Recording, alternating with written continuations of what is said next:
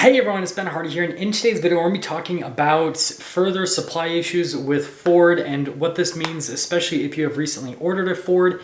With that being said, let's hop right into the video. So I'm hoping that this video is relatively quick because it should just be a pretty quick update.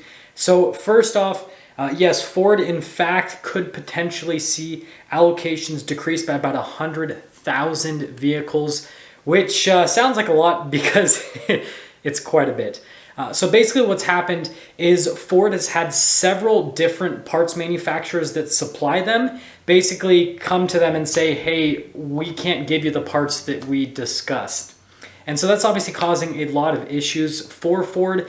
And so what they're basically saying is, hey, at this point until summertime, we're going to have to decrease allocation for every single dealership because we just can't get parts from these different manufacturers. And it's kind of a continuation of what we've seen over the past year, roughly.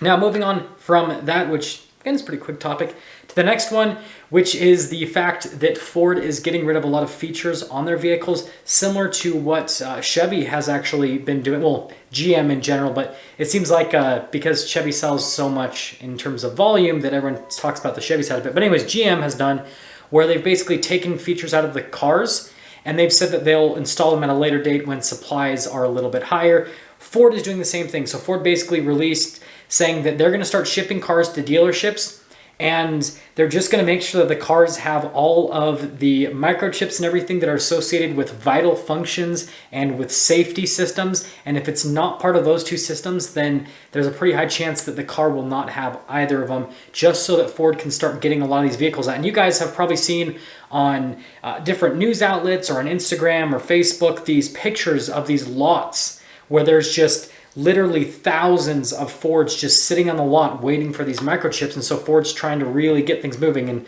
especially like the Bronco lot. The Bronco lot is the most interesting one to see because there you just see like all these Broncos, and it's like, oh, cool, we're finally gonna start seeing deliveries. And it's like, just kidding, we need more microchips at this point.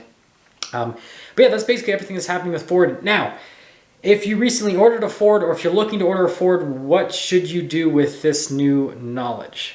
So first off, if you've recently ordered a Ford, understand that you might have some basically changes in terms of the timeline for when your vehicle is going to get delivered to you. Again, that's not necessarily set in stone, but there is a chance, and there's also another chance that the vehicle that you ordered might come in without certain features. And again, Ford's basically saying that they're going to install these features at a later date once they can have these microchip supply issues go away.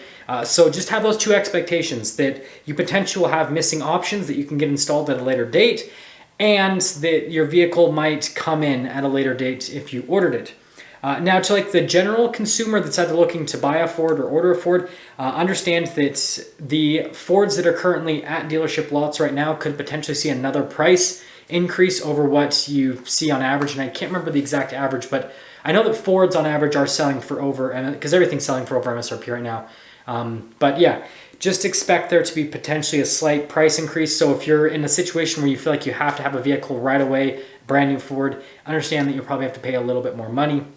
On the ordering side of things, still applies, right? You might not get all the features you want right away, and then you might have to wait a little bit longer for the order. But I would recommend looking into ordering because it seems like, just like every other dealership setup or other manufacturers as well, dealerships are basically doing better deals on orders than they are on vehicles that are on the lot. Because if it's on the lot right now, right, supply and demand, there's not a lot of supply, demand's very high, so they can ask more money for it. Versus an order, they know that they're going to get your business regardless once they get an allocation for the car that you ordered, and so that you're going to get a little bit of a better deal. So I'd recommend ordering just as long as you have those two expectations in line.